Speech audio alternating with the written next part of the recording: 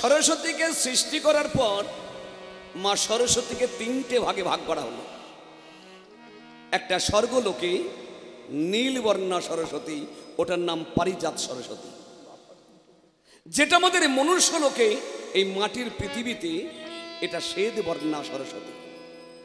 আর একটা থাকলো পাতালে রক্তবর্ণা সরস্বতী, নাম হচ্ছে দুর্মুখা সরস্বতী। দুর্মুখা কেন? যাদের মুখের ভাষা ভালো নয়, যাদের মুখের ভাষা শুনলে গায়ে ঝাঁটার বাড়ি লাগে, ওই সরস্বতী ওদের মুখে বাস করে। আর ওই সরস্বতী বাস করে বলে ওই ধরনের মানুষের মুখের ভাষা ভালো হয় না। এই সরস্বতীকে তিনটে ভাগ করে তিনটে লোকে পূজিতে হলো এই সরস্বতী। কিভাবে? মা তুমি কুবাক্য বাক্য স্তুতি,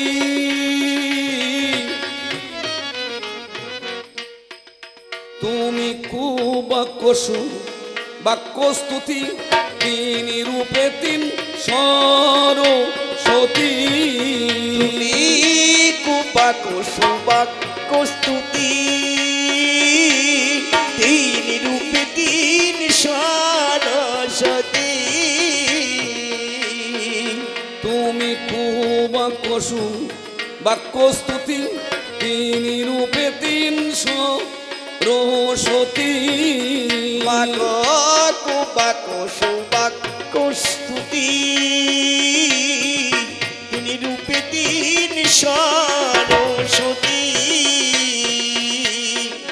মাগো তোমার বসে জগৎপতি, তোমার বসে জগৎপতি।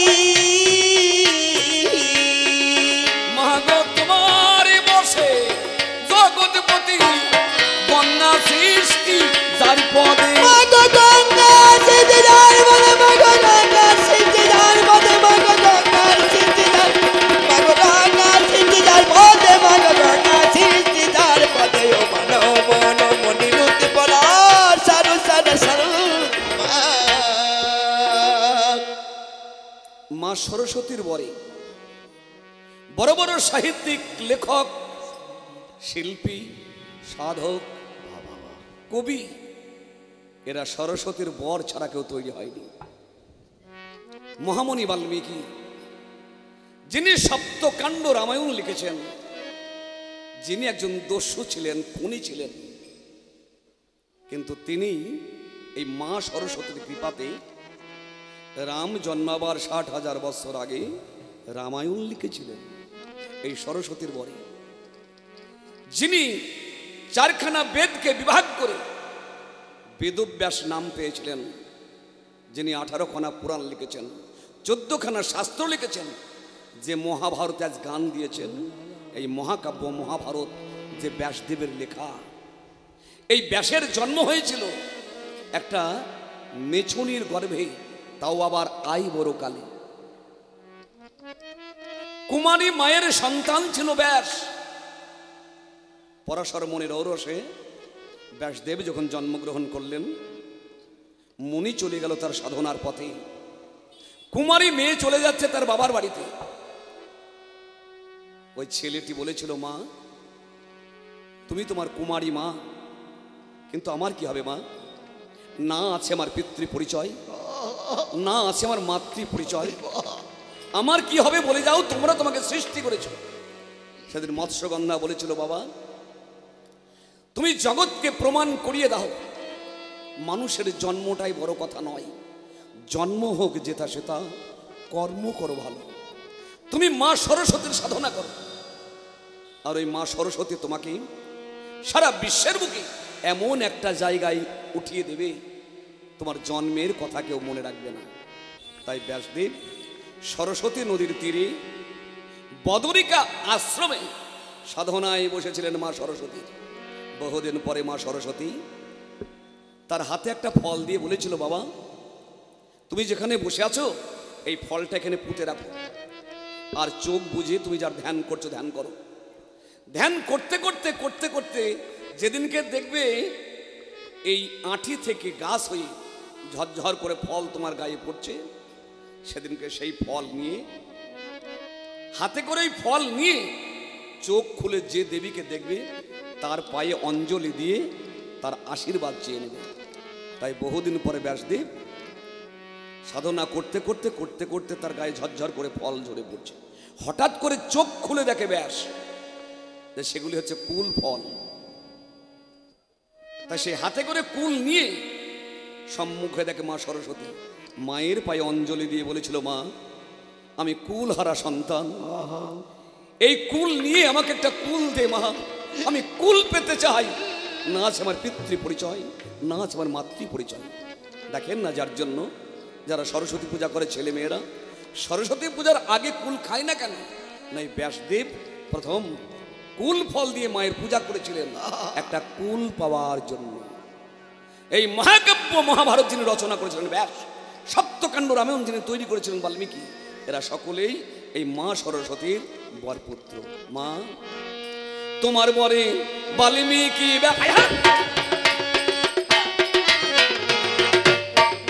মা গো তোমার বলে বাল্মীকি ব্যাস মহাকাব্য করিল প্রকাশ। মা গো তোমার পরে বাল্মীকি ব্যাস মহাকাব্য করিল প্রকাশ। মা গো তোমার বলে বাল্মীকি ব্যাস মহাকাব্য করিল প্রকাশ। মা গো তোমার পরে বাল্মীকি ব্যাস মহাকাব্য করিল প্রকাশ। মা গো হয়ে তোমার চরণের তোমার চরণের দাস। মা গো হয়ে তোমার চরণের দাস আজ পূজ্য আল্লাহ দে।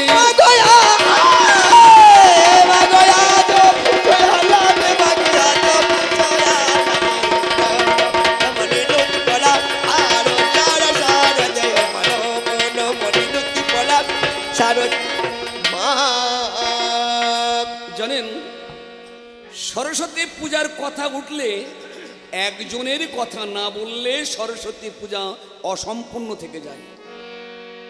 যে জিরো থেকে হিরো হয়েছিল কে সে? মহামূর্খ কালিদাস। মিথিলা রাজকন্যা স্বয়ংবর সভা করে বলেছিল, আমি কোনো পণ্ডিত ছাড়া বিবাহ করব না, এবং আমাকে যে তর্কযুদ্ধে হারাতে পারবে আমি তাকেই বিয়ে করব। সারা বিশ্ব থেকে তাবর তাবর পণ্ডিতরা গিয়ে সেই রাজকন্যাকে কেউ হারাতে পারেনি। তাই পণ্ডিতরা রাগ করে ভেবেছিল এই মেয়েটার সঙ্গে একটা মহামূর্খের বিয়ে দেব। তাই পণ্ডিতের দল মূর্খ খুঁজতে বার হয়। খুঁজতে খুঁজতে দেখে একটা জলাশয়ের ধারে একটা সুন্দর ফুটফুটে কি ফর্সা, মাথায় কত সুন্দর চাচর চাচর কেশ, কি টিকালো নাক, গলায় যজ্ঞসূত্র ঝুলছে ব্রাহ্মণের ছেলে। কিন্তু ছেলেটা গাছের ডাল কাটছে, ডালের আগায় বসে গোড়া কাটছে। পণ্ডিতরা দেখলো এক মহামূর্খ।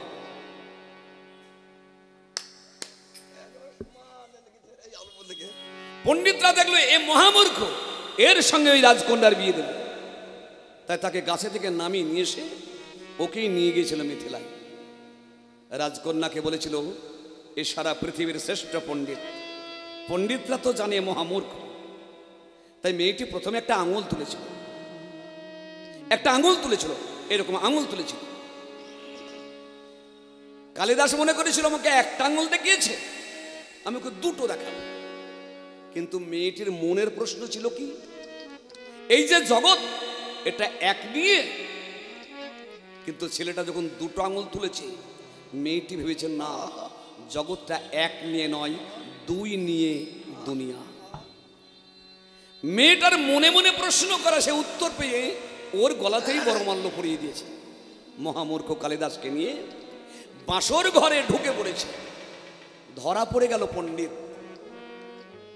তাই সেদিনকে তার শোবার বিছানা থেকে লাথি মেরে কালিদাসকে ফেলে দিয়ে ঘর ধাক্কা দিয়ে ঘর থেকে বার করে দিয়েছে। কালিদাস কাঁদতে কাঁদতে চলে যাচ্ছে। রাত্রি অন্ধকারে যেতে যেতে রাস্তায় দেখে একটা মেয়ে জলের কলসি নিয়ে যাচ্ছে। কালিদাস তার কাছে গিয়ে বলল, মা আমাকে একটু জল দেবে, আমাকে একটু জল দেবে? মেয়েটি জিজ্ঞাসা করলো, তুমি কে? বলল, মা আমি একজন পথিক, আমি পথ হারিয়ে ফেলেছি, আমি পথিক। মেয়েটি বলল, বাছা তুমি মিথ্যা কথা বলছো। বলো, কেন মা? বলো, তুমি তো পথিক নও, পথিক তো কোনোদিন থামে না, পথিক তো পৃথিবীতে দুইজন, ওই যে চন্দ্র ওই যে বার হয়েছে আর থামেনি, আর একজন হচ্ছে সূর্য, পথিক সে কোনোদিন থামেনি, তুমি পথিক নও, কে তুমি? তখন বলেছিল, মা আমি অতিথি। বলে, এটাও তোমার মিথ্যা কথা, অতিথিও দুইজন, যারা আসে আবার চলে যায়। তারা কারা? একটা হচ্ছে দেহের যৌবন, অতিথি আসে চলে যায়, আর একটা হচ্ছে সম্পদ, ধন সম্পত্তি, একবার গেলে আর। তখন কালিদাস বলল, মা আমি পিপাসিত, আমি অপমানিত, আমি ক্ষুধার্ত, আমাকে একটু জল দাও। তখনই মা সরস্বতী বলল, যা, আমি তোকে পূর্ণ কৃপা করলাম, তুই যেখান থেকে অপমানিত হয়েছিস সেখানে ফিরে যা। যেমন সাষ্টাঙ্গে মায়ের চরণে প্রণাম করেছে, মা সরস্বতীর মাথায় হাত দিয়েছে। কালিদাস সোজা ঘুরল তার স্ত্রীর কাছে, যে স্ত্রী ওকে অপমান করেছে। ওই রাত্রিবেলায় গিয়ে দরজার কড়া নাড়ছে, ভিতর থেকে মেয়েটি বলছে, কস্তব্য কস্তব্য। কালিদাসের মুখে প্রথম সংস্কৃত ভাষা, অহম কালিদাসম। কেন বার হলো একটা মূর্খের মুখে? মা সরস্বতীর পূর্ণ বরে। বলো, অহম কালিদাসম। বলো, কি গোস্ত আগসী? বলো, অস্তি কশ্চিৎ বাঘ বিশাস। দরজা খুলে দিল। অত বড় মূর্খ সে, অত বড় বিদ্বান হলো কি করে? ওই সরস্বতীর বরে। রাজা বিক্রমাদিত্যের 9 জন সভাকবি, তার মধ্যে শ্রেষ্ঠ কবি হলেন কালিদাস। মা মা গো তোমার বরে, তোমারই বরে মহামূর্খ, ওই চরণে রেখে লক্ষ্য। মাগো তোমার বরে মহামূর্খ, ওই চরণে রেখে লক্ষ্য। দেখো কালিদাস মহামূর্খ, ওই চরণে রেখে লক্ষ্য। মাগো কালিদাস যে মহামূর্খ, ওই চরণে রেখে লক্ষ্য। সে যে মহাকবিতে হয়ে দক্ষ, সে যে মহাকবিতে হয়ে দক্ষ, সে যে মহাকবিতে হয়ে দক্ষ, লিখলো কাব্য মেঘনাদে। মাগো মেঘনা কাব্য মেঘনাদে, মাগো মেঘনা কাব্য মেঘনাদে, লিখলো কাব্য মেঘনাদে, লিখলো কাব্য মেঘনাদে। মন মনি লুতি পলাম, সারো সারা সারা দে, মন মন মনি লুতি পলাম, সারো সারা সারা দে। মা মাগো দিন তুফানের কপাল পুরা,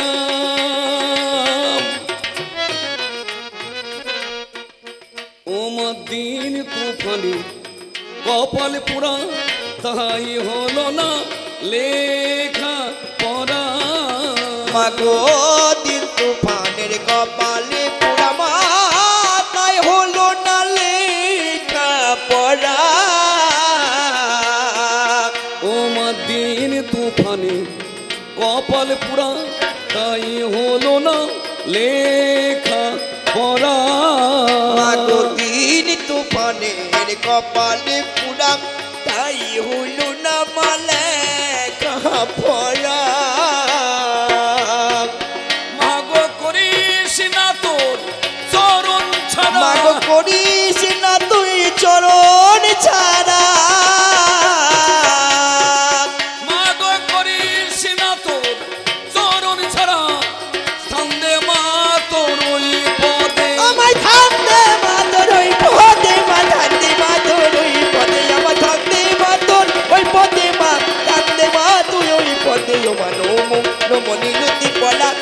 আরো সারা সারা দে মা।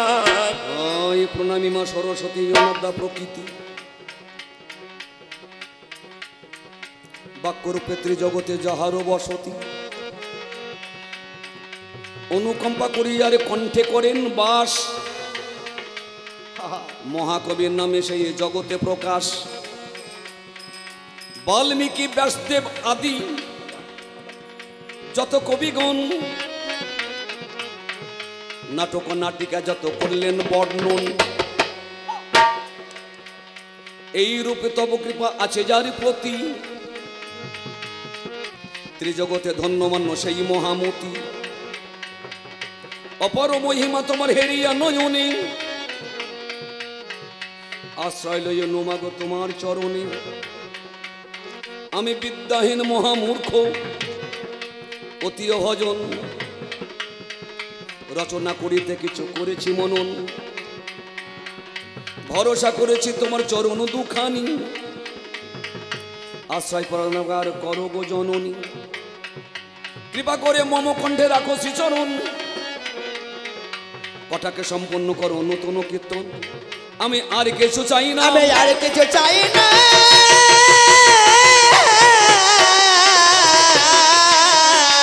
আর কিছু চাই না, আর কিছু চাই না, এইটুকু আমার পাওনা, আর কিছুই চাই না, এইটুকু আমার পাওনা, আর কিছু চাই না, তোর চরণে আমি দিলাম ধন্য, আর কিছুই চাই না, তোর চরণে আমি দিলাম ধন্য। আমি আর কিছুই চাই না, পূরণ করো মনের বাসনা, আমি আর কিছু চাই না। এবার সঙ্গ করো ভবের খেলাম, ডুবে গেল আয়ুর বেলা। আহা মরি মরি রে রে,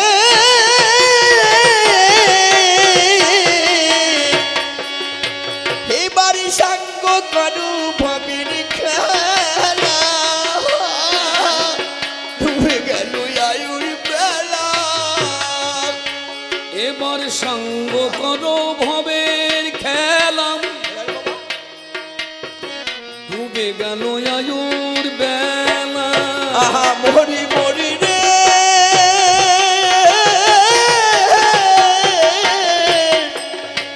এবারে সঙ্গ করু ভবের খেলা, ডুবে গেল আয়ুর বেলা।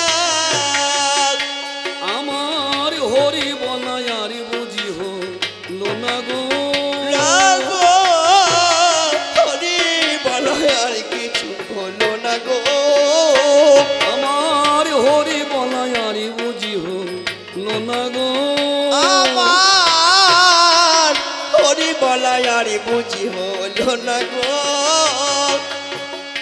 মন সময় থাকতে হরি বলো, মনে সময় থাকিতে হরি বলো, একবারে সময় থাকতে হরি বলো, বলে সময় থাকতে হরি বলো, দেখো আয়ুর বেলা ডুবে গেল, এবার সময় থাকিতে হরি দেখো বলো, আয়ুর বেলা ডুবে গেল, এবার সময় থাকতে হরি বলো, এবার শিওরে সমন দাঁড়ালো, এবার সময় থাকতে হরি বলো, পেয়েছো জন্ম ভালো, বলে সময় থাকতে হরি বলো, একবারে বদনি ভরে হরি বলো বলে ভালো। তাকে এবার হরি বলো, পেয়েছ মানব জন। নমস্কার, সকলের চরণে ভক্তিপূর্ণ প্রণাম জানিয়ে কবিগানের বন্দনা গীতি শেষ করে এবার এবার আপনাদের কবিগান, এবার আপনাদের কবি না,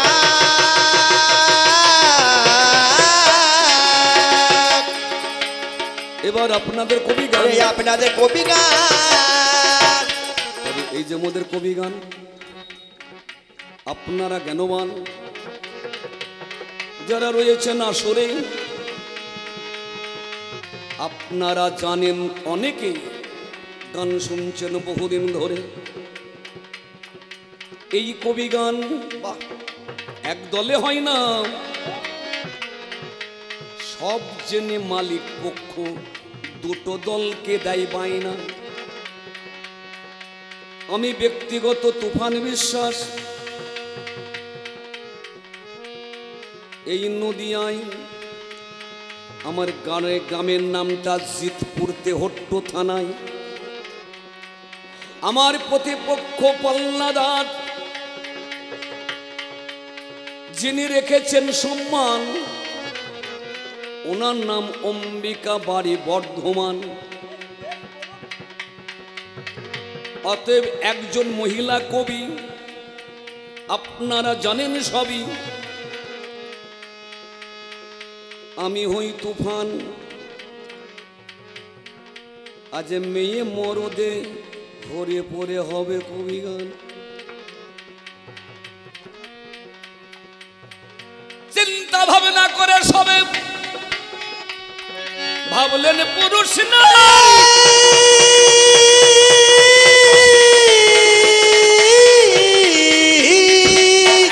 একদিকে শ্রীকৃষ্ণ একদিকে মা গান্ধারী।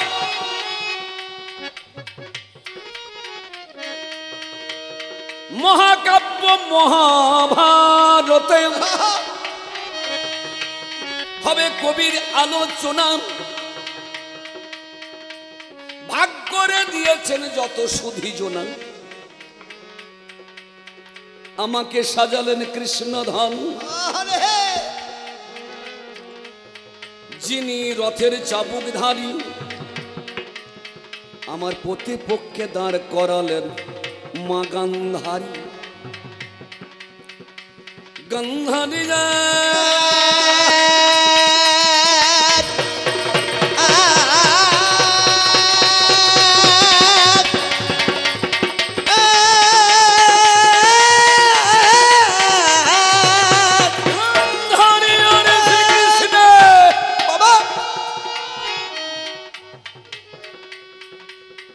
হবে কবির আলোচনা। আমার পল্লাদার প্রথমে এসে সেরেছেন বন্দনা। বন্দনা গান শেষ করে আসরে দাঁড়ানো কমিটির তরফ থেকে তাকে বিষয়ের উপহার দানিল। উল্লেখ করা হলো আজকে পালা মহাকাব্য মহাভারতে একদিকে থাক ভগবান শ্রীকৃষ্ণ, আর আর একদিকে মা গান্ধারী। গান্ধারী কি ছোট? কুরুক্ষেত্রের যুদ্ধে যার 100টা ছেলে ভীমের হাতে নিধন হয়েছে, মায়ের ওই 100টা ছেলের একটা মেয়ে, মেয়েটার বিয়ে দিয়েছিল। জামাইটাও ওই যুদ্ধ করতে এসেছিল, জামাইটাও মারা গেছে। তাই মায়ের ঘরে 101টা বিধবা নারী, 100টা বৌমা আর একটা হচ্ছে মেয়ে। এতগুলা বিধবা, শুধু তার মধ্যে সিঁদুর পরে আছে আমার মা। মোট ঘরে মেয়ে মানুষ হচ্ছে 102টো, 100টা বৌমা, একটা মেয়ে আর একটা হচ্ছে মা গান্ধারী নিজে। মেয়ের কপালেও সিঁদুর নাই, বৌমাদেরও নাই, কিন্তু গান্ধারী আজ সিঁদুর পরে এসেছে। সিঁদুর পরে এসেছে, মানে আমার সিঁদুর পরে এসেছে, সিঁদুর পরে এসেছে। আজ কুরুক্ষেত্রে মা সিঁদুর পরে এসেছে। কুরুক্ষেত্রে কেন আসলো? কুরুক্ষেত্রে কেন আসলো না ছেলেদের মরামুখ নিজে দেখার জন্য, এবং বৌমাদের হাগো তোমাদের চাইতে তো ওই মাইকের আওয়াজই বেশি। হ্যাঁ, এই সাউন্ড ঢাকতে পারছে না, যে 10 টাকার মাল বেচছে দোকানে বেশি, ওর মাইকে দাম বেশি তো। তাহলে কুরুক্ষেত্রের মাঠে দাঁড়িয়ে হবে মায়ের সঙ্গে এই আলোচনা।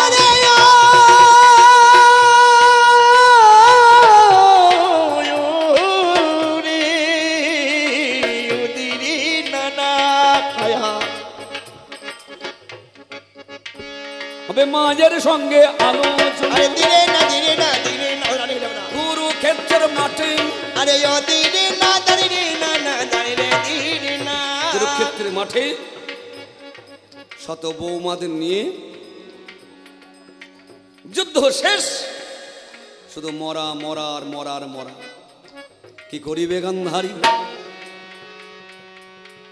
হাতে মশালের আলা, বাহ, আর এক হাতে বরণের ডালা। মায়ের চোখ বাঁধা ছিল, কিন্তু মাঠে এসে খুলে ফেলেছে। তাহলে দেখা কবে? 18 দিনের যুদ্ধে গত হয়েছে রাত্রি দ্বিপ্রহর, দুপুর রাত। এই খবরা কি করে সারা দিকে পৌঁছালো? এখন নাই মোবাইল হয়েছে, ফোন করে বলে দিল অমুক ঘটলো তমুক ঘটলো। কিন্তু সেদিনকে কুরুক্ষেত্রের মাঠ থেকে হস্তিনায় অত তাড়াতাড়ি খবর কুরুক্ষেত্রের মাঠ থেকে হস্তিনায় কি করে পৌঁছালো? ফোন ছিল না, নামা তখনকার দিনেও ফোন ছিল। দেখেন, যখন ওই টেলিফোনগুলি, তারের ফোনগুলি আমাদের এইদিকে পৌঁছায়নি, কিন্তু থানা, কোর্ট, কাছারি এসব জায়গায় ছিল। ঠিক ওই রাজবাড়িতে একটা ফোন ছিল, মা, তার নাম হচ্ছে সঞ্জয়, ঋষি গবলগণের পুত্র। সে হস্তিনাতে বসে এমন একটা টাওয়ার, এখন যে মোবাইলের টাওয়ারগুলো দেখছেন তো, ওই রকম একটা টাওয়ার ছিল, তার নাম সঞ্জয়। কানেকশনটা করা ছিল কৃষ্ণের কাছে। শ্রীকৃষ্ণ একটা টাওয়ার, আর হস্তিনে একটা টাওয়ার ছিল ঋষি গবলগণের পুত্র নাম সঞ্জয়। এখান থেকে যা হবে সমস্ত কিছু ওখানে রিপ্লাই হচ্ছে। শোনাচ্ছে কাকে? ধৃতরাষ্ট্রকে। আর ধৃতরাষ্ট্রের পাশে বসে আছে গান্ধারী। 18 দিনের যুদ্ধের শেষে দুর্যোধনের মৃত্যু কথা সঞ্জয় কহিল যথা। দুর্যোধন মৃত্যু কথা সঞ্জয় কহিল যথা। ধৃতরাষ্ট্র শুনিল প্রভাতে, হঠাৎ যেন বজ্রাঘাত হইল যেন অকস্মাৎ। গান্ধারী পড়িল ভূতলে। ধৃতরাষ্ট্র গান্ধারীকে বলে, কেঁদো না গান্ধারী, ভেসো না চোখের জলে। যাও বৌমাদের নিয়ে চলো কুরুক্ষেত্রের মাঠে। তাই শত বৌমা এবং নিজের কন্যা এবং ধৃতরাষ্ট্র আত্মীয় স্বজন সকলকে নিয়ে আজ কুরুক্ষেত্রে এসেছে।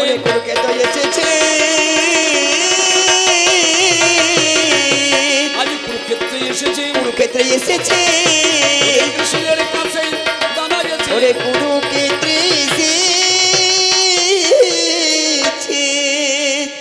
কুরুক্ষেত্রে এসে সর্বপ্রথম শ্রীকৃষ্ণকে জিজ্ঞাসা করছে, প্রথম জিজ্ঞাসা করছে। কবি গান প্রশ্ন না করলে তো গান হয় না। আমার প্রতিপক্ষ পাল্লাদার কবিয়ালী মনোবৃত্তি নিয়ে তিনি কৃষ্ণকে জিজ্ঞাসা করছেন, সকলে চলে গিয়েছে তুমি কেন আছো? আহা মরি মরি রে,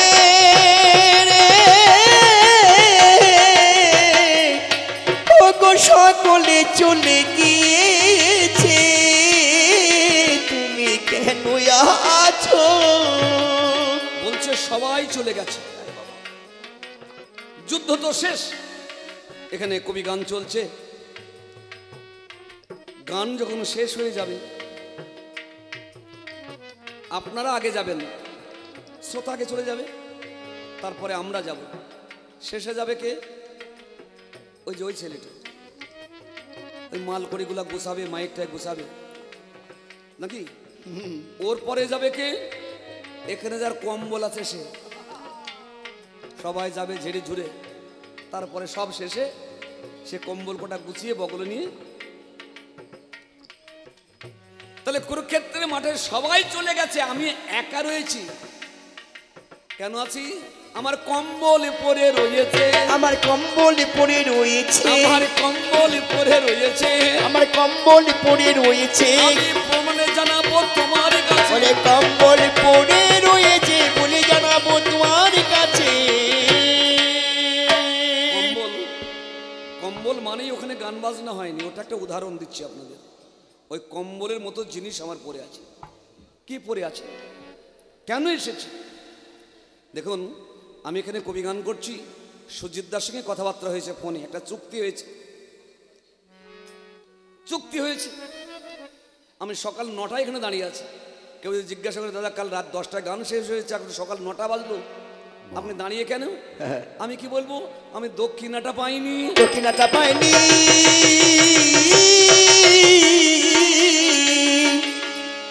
যে আমার এখনো দক্ষিণাটা পাইনি। সুজিতদা একটা কাজে বেরিয়েছে, আসলে পরে দক্ষিণা দেবে তবে যাব। আমি এই যে কুরুক্ষেত্রে 18 দিন রথ চালাচ্ছি, তার মাইনেটা পাইনি। আমি মাইনেটা পাইনি।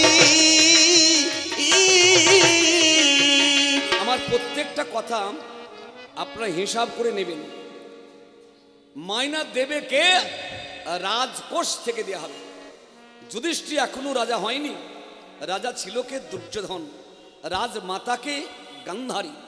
আমার এই 18 দিন যুদ্ধের শেষে শ্রীকৃষ্ণকে দক্ষিণা ওটা গান্ধারী দেবে রে, গান্ধারী দেবে রে, ওটা গান্ধারী দেবে রে, গান্ধারী দেবে রে। ওরে হিসাব করলে বুঝতে পারবেন। ওরে গান্ধারী দেবে। মা গান্ধারী, এই যুদ্ধের শেষে তোমার হাত থেকে দক্ষিণা নেব বলে আমি দাঁড়িয়ে রয়েছি মাঠে। ও দিদা না, ও দিদা না না, আমি দাঁড়িয়ে রয়েছি মাঠে। দিদি না, দিদি না, দিদি না না, ওই দক্ষিণা নেব বলে আরে ও দিদা না, দাঁড়ি না না, দাঁড়ি দিদি না, আমি সেই আশাতে রয়েছি। আরে ও দিদা না, ও দিদা না না, তুমি দক্ষিণাটা দিলে, আরে দাঁড়ি না না, দাঁড়ি না না, দাঁড়ি দিদি না। মা তাহলে তোমার একটা প্রশ্নের উত্তর দিলাম। আমি দাঁড়িয়ে রয়েছি কেন না, মা গান্ধারীর কাছে আমার শেষের দক্ষিণাটা আদায় করে আমিও চলে যাব। এই গেল তোমার কথা। তার না দাঁড়ি রে,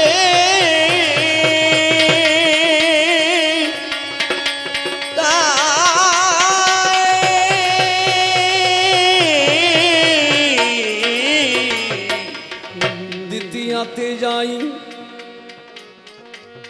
বলে বিধবা বৌমাদের আমার কি হবে উপায়। বৌমাদের স্বামী তারা গেল মারা, একবার মনে ভাবো তুমি মাখন চোরা। আমাকে জিজ্ঞাসা করছে বাবা কৃষ্ণ, আমার এই অল্প বয়সী বৌমা, তাদের যে শীতের সিঁদুর মুছে গেছে, তাদের যে যৌবন, সেই যৌবনের যে জ্বালা, সেই জ্বালার নিবৃত্তির পথ কি? মা, স্বামী বেঁচে থাকলেই কি যৌবনের জ্বালা মেটাতে পারে? স্বামী বেঁচে থাকলেই কি নারীর সব জ্বালা মেটে? যদি তাই মিটত রাধারানীর স্বামী নাম আয়ান ঘোষ। আমি এখানে দিচ্ছি না কার কোনো দোষ। আয়ান ঘোষ থাকতে ঘরে কৃষ্ণ যেদিন বৃন্দাবন ছাড়িল, রাধারানী কাঁদতে কাঁদতে জ্ঞান হারাইল। আচ্ছা বলো তো, তার স্বামী ছিল আয়ান, স্বামী আছে, অথচ কৃষ্ণ চলে যাচ্ছে বৃন্দাবন ত্যাগ করে। রাধারানী কি বলে কেঁদেছিল? কালে বলে কালা গেল মধুপুরে, সে কালের কদিন বাকি, যৌবন সায়নে সরিতেছে ভাটা, তাহারে কেমনে রাখি। বলো তাহলে যৌবনের কথা কার কাছে বলছে? যিনি জগৎপতি তার কাছে। নিজের ঘরে পতি থাকা সত্ত্বেও রাধারানী যৌবনের কথাটা তুলে ধরছেন জগৎপতির কাছে। কেন? না, আমাদের এহ জগতের স্বামী যারা, তারা ক্ষণেকের সুখ দিতে পারে, ক্ষণেকের আনন্দ দিতে পারে, কিন্তু যৌবনের যে পিপাসা, এটা তো ক্ষণে ক্ষণে পায়, এর তো কোনো পূর্ণতা নয়। কামের পিপাসা মানুষ কোনোদিন নির্বাপন করতে পারে না। এই হলো আবার চাই। আবার কেউ যদি কৃষ্ণ প্রেমের জোয়ারে নিজেকে ভাসিয়ে দিতে পারে, অখণ্ড আনন্দ, সেই আনন্দের আর সীমা নাই। তাহলে তোকে যুক্তি দিচ্ছি কি মা, তোর বৌমারা যখন বিধবা হয়েছে, এক কাজ কর, এতদিন তো কামের সাগরে ভেসেছে, এবার প্রেমের সাগরে ওদের ভাসিয়ে দে না, ভাসিয়ে দে না, ওদের ভাসিয়ে দে না, ভাসিয়ে দে না, কামের জ্বালা আর রবে না, ভাসিয়ে দে। এই গেল তোর দুইটি কথা। আরে ও দিনা না দাঁড়িয়ে না না দাঁড়িয়ে দিদি না বাবা, এই গেল তোর দুইটি কথা। আরে ও দিদি না না, আর কি কথাই যাই, ও দিনা না দাঁড়িয়ে না না দাঁড়িয়ে দিদি না। আমাকে বলছে তুমি কোন কৃষ্ণ? তুই কটা কৃষ্ণকে দেখেছিস মা? তুই কটা কৃষ্ণকে দেখেছিস? কংস কারাগারে বাহ, ভগবান শ্রীকৃষ্ণ যখন দেবকীর গর্ভে মায়া গর্ভ দেখিয়ে যখন প্রসব হয়েছে, দেখে চারখানা হাত, শঙ্খ চক্র গদাপত্র ভগবান। এই দেখো, যে মা গর্ভে ধারণ করেছে সেই মা তার ছেলেকে প্রণাম করছে। কেন? তার ভগবান মূর্তি দেখে। মা দেবকী বলছে, তুমি কে? তুমি কি আমার সন্তান? বললো, হ্যাঁ মা, আমি তোমারই সন্তান। দেবকী বলছে, তাহলে তোমার এই রূপ কেন? আমি তো এই রূপের ছেলে চাইনি। বলো, মা, জন্ম জন্মান্তর থেকে আমি তোমার গর্ভেই জন্ম নিয়ে আসছি মা। তুমি মানব কুলে এসে মহামায়ার প্রকোপে পড়ে তুমি ভুলে গেছো, কিন্তু আমি তো ভুলিনি মা। তবে এই রূপ আমার থাকবে না মা। আমাকে যে শঙ্খ চক্র গদাপদ্ম দেখছো, এটা থাকবে না। আমি দ্বিভুজ হয়ে আমি বৃন্দাবনে যাব। বৃন্দাবনের কাজ শেষ হলে আবার তোমার কাছে ফিরে আসবে। চারটে হাত নয় মা, দুটো নিয়ে। অনিরুদ্ধ, প্রদ্যুগ্ন, একটা হচ্ছে অনিরুদ্ধ, একটা হচ্ছে প্রদ্যুগ্ন, একটা হচ্ছে বলভদ্র, আর হলাম আমি পূর্ণ কৃষ্ণ। এই চারটে রূপেই আমি পূর্ণ। যে ভক্ত আমাকে যেভাবে ডাকবে, তার মনোবাসনার জন্য, পূরণের জন্য আমি সেই ভাব নিয়ে তার কাছে যাব। কাকে বলেছিলাম? দেবকীকে। আবার সেই প্রশ্ন আজ গান্ধারী করছে, গান্ধারী করছে।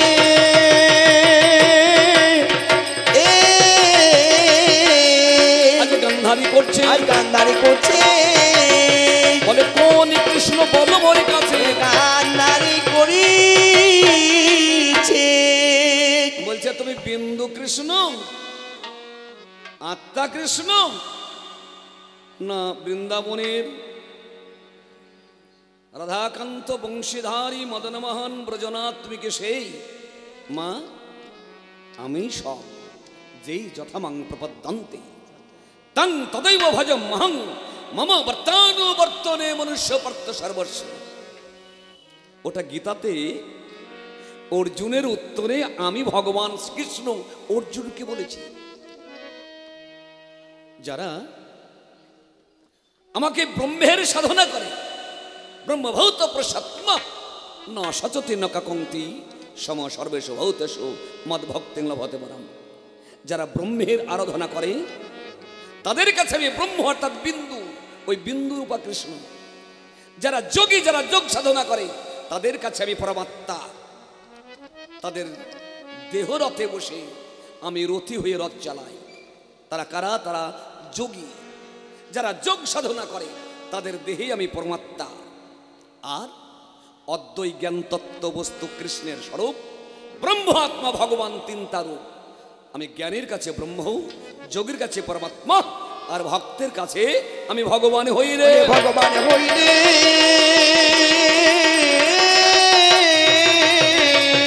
আমি ভগবান হই রে, আমি ভগবান হই রে। ওরে ভক্তের কাছে দেখা দিই, আমি ভগবান হই। বলে কোথায় তোমার মাসি, কোথায় ধরা চোরা, আহা, কোনখানে রাখিয়াছ তুমি মনো চূড়া। মাগো কি কব তোমারে, কি কব তোমারে,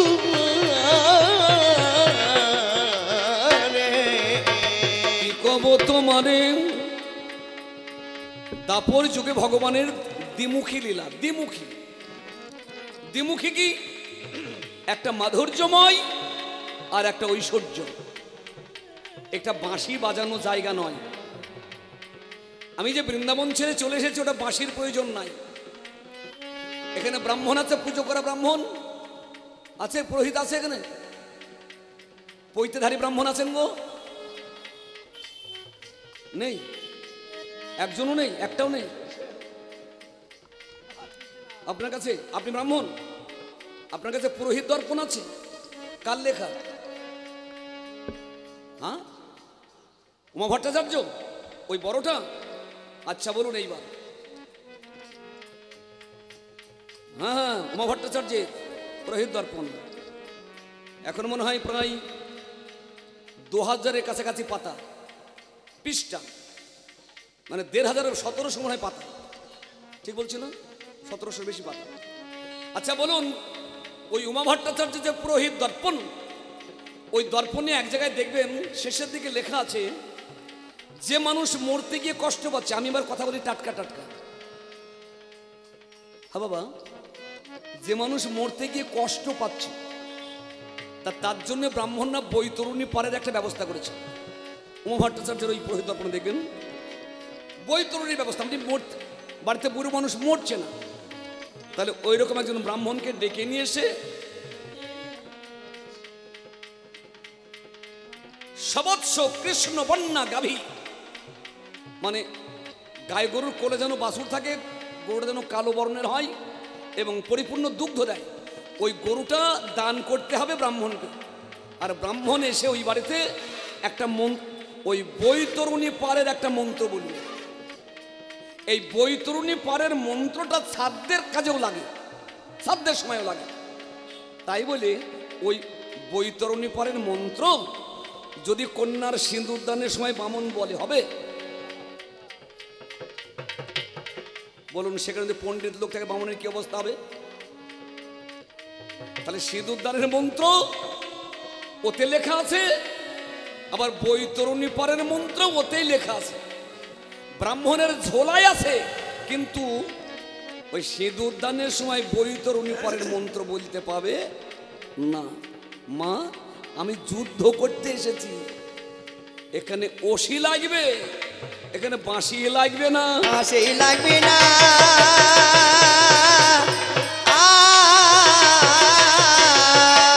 বাঁশি তো লাগবে না, বাঁশিতে লাগবে না, এটাই ওসিতে কাজ হইবে, বাঁশি লাগিবে না। বাঁশি হচ্ছে প্রেমের প্রতীক, বাঁশি হচ্ছে শান্তির প্রতীক, আর ওসি হচ্ছে যুদ্ধের প্রতীক। তাহলে বৃন্দাবনটা হচ্ছে বাঁশির জায়গা। কেন না? ওটা প্রেমের জায়গা, ওটা প্রেমের স্থান, ওটা মাধুর্যময় স্থান। আর এপারটা হচ্ছে ঐশ্বর্যের স্থান। বাঁশি আছে মা, বাঁশি কৃষ্ণের হারা হয়নি। হা বাবা, বাঁশি নিয়েই জন্মিয়েছি, আবার বাঁশি নিয়েই কি বুঝতে পারছেন কোন বাঁশির কথা বলছি? ওই যে 8 আঙুল বাঁশি, যে 9টা ফুটো আপনারা ভালো করে দেখতে পেয়েছেন, 2টো ফুটো গোপনে। তাহলে ওই বাঁশি সব সময় বাজে না, সময় লাগে না। ও আমার পিসিমা, ও পিসির কাছে তো সব কথা বলা যাবে না। পিসি মেয়ে মানুষ, মেয়ে মানুষের নাক না থাকলে কি হতো মা? হ্যাঁ, আমি বলছি না, কিছু কিছু লোকে বলে মেয়েদের নাক না থাকলে গু কেটে। তোমরা না মা, লজ্জা ঘৃণার বলায় নাই। কেন? ছেলের সঙ্গে মার সঙ্গে যখন ঝগড়া হবে তখন ছেলে এমন কথা বলবে না মায়ের মান যায়, মা এমন কথা বলতে পারবে না যাতে ছেলের সম্মান লঘু হয়। ওই ঝগড়াটা যদি পাড়ার লোকের সঙ্গে হয় তার ভাষাটা আলাদা হবে। তুমি মা, তুমি বাঁশি খুঁজতে যেও না, বাসি খুঁজতে যেও না, তুমি বাঁশি খুঁজতে যেও না, বাসি খুঁজতে যেও না, ও তার আধার জন্য থাকলো তোলা, বাসি খুঁজতে যেও না। এই তো গেল আমার বাধা, আরে তেরে না তেরে না তেরে না না, এই তো গেল আমার বাধা। আরে তেরে না তেরে না না, এবার পরের কথাই যাই। আরে তেরে না দাঁড়িয়ে না না দাঁড়িয়ে না। গান্ধারী কুরুক্ষেত্রে এসে আমাকে যে কথাগুলি জিজ্ঞাসা করেছিল আমি মায়ের কথাগুলি উত্তর দিয়ে এবার মাকেও তোমার কিছু শোধানোর দরকার। মা, এবার তোমায় কিছু শোধাবো, আমি তোমায় কিছু শোধাবো, এবার তোমায় কিছু শোধাবো, তোমায় কিছু শোধাবো। বলো বলো মা জননী। তার না তার আরে রে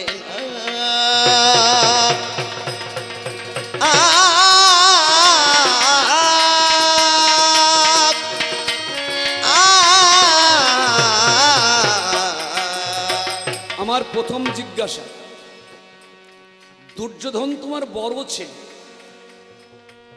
বাকি ৯৯টা, আর তোমার দেওরের ছেলে হচ্ছে 5টা। দেওরের 2টো বিয়ে, একটা হচ্ছে আমার আপন পিসিমা কুন্তী দেবী, আর আরেকটা হচ্ছে আমার পিসিমার সতীন মাদ্রী, মদ্র দেশের মেয়ে। আমার আপন পিসির গর্ভে 3টে ছেলে, বড়টা যুধিষ্ঠির, মেজোটা ভীম, ছোটটা হচ্ছে মানে তৃতীয়টা হচ্ছে অর্জুন। আর আমার পিসিমার যিনি সতীন আমার ছোট পিসি, ওর গর্ভে যমজ সন্তান নকুল আর সহদেব। তাহলে একই বাড়িতে জেঠতুতো খুড়তুতো ভাই মিলে 105 জন এক বাড়িতে।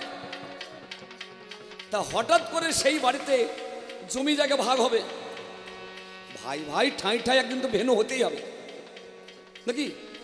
বাবা বেঁচে থাকতে যদি ভেনো হয়, বাবা বুদ্ধিমান হলে পাড়ার লোককে ডাকে না, বাবা বুদ্ধিমান হলে, আবার ছেলেরা যদি ধৈর্যশীল হয়, বাবা যা বলবেন তা মেনে নেবে। তাহলে গ্রামের লোক ডাকতে হয় না, মরল ডাকতে হয় না। এখন তো মরলি করে শ্বশুর শাশুড়িরা, সরাসরি নাই। তার মেয়েকে বলে, শোন খুবকে যেদিনকে ভেনো হবি মোবাইলটা ঠিক রাখবি, আমি শুনবো তোর শ্বশুর শাশুড়ি কি বলছে, আর আমি যেগুলো শেখাবো সেইগুলো বলবি, মোবাইল কানে ধরে রাখবি। হাসছেন যে আমি শুনেছি দাঁড়িয়ে কথা। এক হারামজাদির বাচ্চা তার মেয়েকে শেখাচ্ছে যে খুকি খবরদার মোবাইল ছাড়বি না, আর আমি যে কথা যা বলবো যদি তুই বুঝতে না পারিস জামাইকে দিবি। ও 8 কুড়োর বেটা বোঝে না। দেখুন যে যে ছেলে জন্ম দিয়েছে সে বোঝে না, আর ও বুঝে ফেলেছে যে হাসপাতালে একটু টিফিন নিয়ে যায়নি। ও জানে না কবে ছেলে হয়েছে, ছেলে মানুষ করতে কত কষ্ট হয়েছে, ও ফোনে ফোনে বলে দেবে। তাহলে বাড়ির লোক করে যদি বুদ্ধিমান হয়, তাহলে গ্রামের পাড়ার লোক কাউকে ডাকতে হবে না। কবে যে ভেনু হবে তারা বুঝতে পারবে না, গ্রামের লোকই বুঝতে পারবে না। তা মা, তোমার নাম গান্ধারী, শতগুণা জুতা নারী গান্ধারী। 100টা নারীর মধ্যে যে গুণ, গান্ধারীর মধ্যে সেই গুণ আছে। হ্যাঁ, ভেনু হবে হবে, রাজ্য হবে হবে, ভাইয়ে ভাইয়ে খুনোখুনি লড়াই বাঁধলো। তোমার কাছে জিজ্ঞাসা, কোন ঘটনাকে কেন্দ্র করে, কোন ঘটনাকে কেন্দ্র করে আজ এই যুদ্ধ হয়েছে? যুদ্ধ হয়েছে,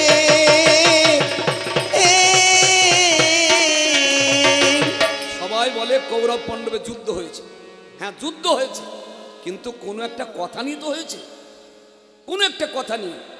ধরুন আপনাদের এই যে পরাতলা, এই পরাতলায় ধরুন একটা মিষ্টির দোকান আছে, পরাতলে মিষ্টির দোকান আছে, কোন একটা লোক মিষ্টির দোকানে কটা রসগোল্লা প্লেটে নিয়ে হাতে করে মিষ্টি কটা খেয়েছে, হাতের আঙুলে রস লেগেছে, তা ওই দোকানের বাঁশের খুঁটির গায়ে হাতটা মুছে দিয়েছে, হাতটা মুছে দিয়েছে, আর ওই জায়গায় রসের কাছে কতগুলা কালো কালো পিঁপড়ে জমেছে। বাহ!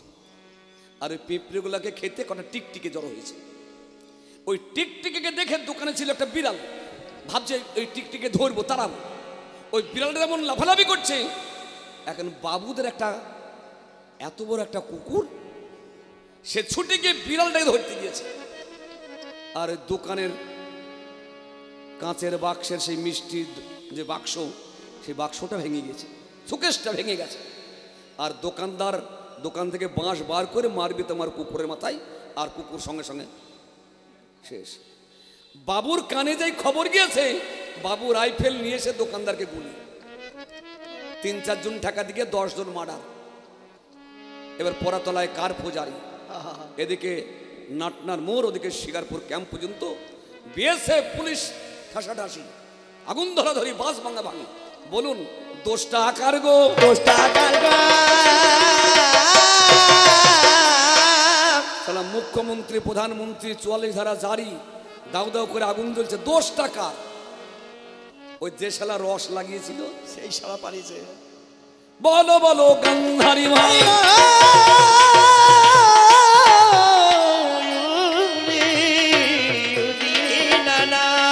বলো বলো গান্ধারী মা, এটা কোন কারণে হলো?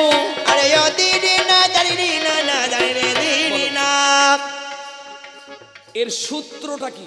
এই যে কুরুক্ষেত্রে ভাই ভাই লড়াই, কোন কথাকে কেন্দ্র করে এই লড়াই হয়েছে? তুমি ওই বাড়ির কর্তাগিন্নি, ওই বাড়ির তুমি কর্ত্রী, দুর্যোধনের তুমি মা, তোমার ছেলেই ছিল রাজা। এই ভয়াবহ যুদ্ধ সৃষ্টি হলো কোন কারণকে নিয়ে? আমার জিজ্ঞাসা রইল, আমার জিজ্ঞাসা রইল, আমার জিজ্ঞাসা রইল, জিজ্ঞাসা রইল, একটু আমারই কাছে খুলে বলুন। আমার জিজ্ঞাসা রইল, আমি আর এক কথা তোমার কাছে, দিদি না দিদি না দিদি না না, আমি আর এক কথা তোমার কাছে, দিদি না দিদি না না, ওগো একটু জানতে চাই। আরে দিদি না না দিদি না না দিদি না। আচ্ছা মা,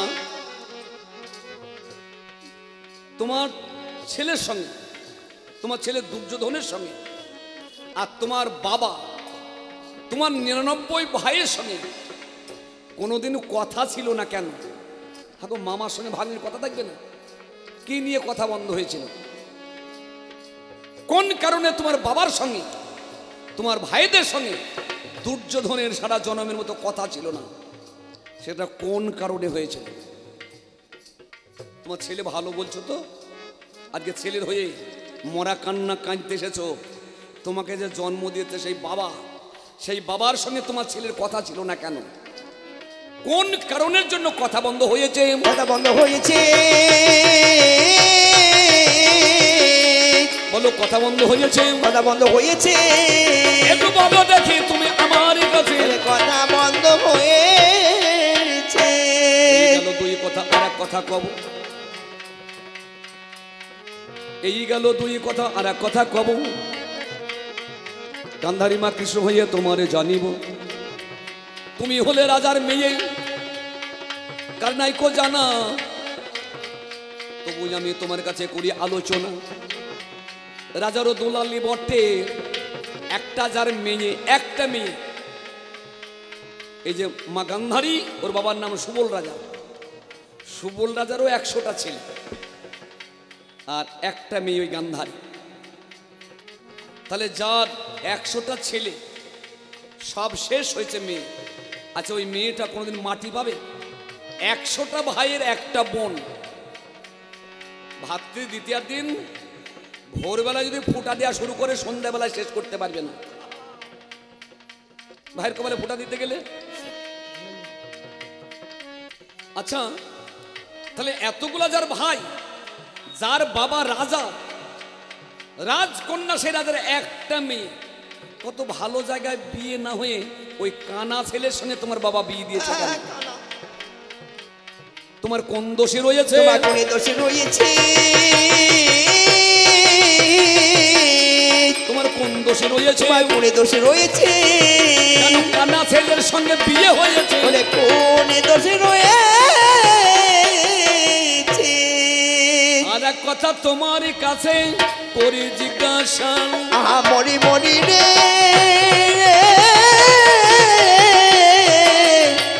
ওগো আর এক কথা তোমার কাছে করি জিজ্ঞাসা। তুমি আমার কাছে খুলে বলো মা, শুনিব আমার কাছে খুলে বলো মা, বলি গো এখন। আচ্ছা মা, এই মশালের আলো তোমার হাতে কেন?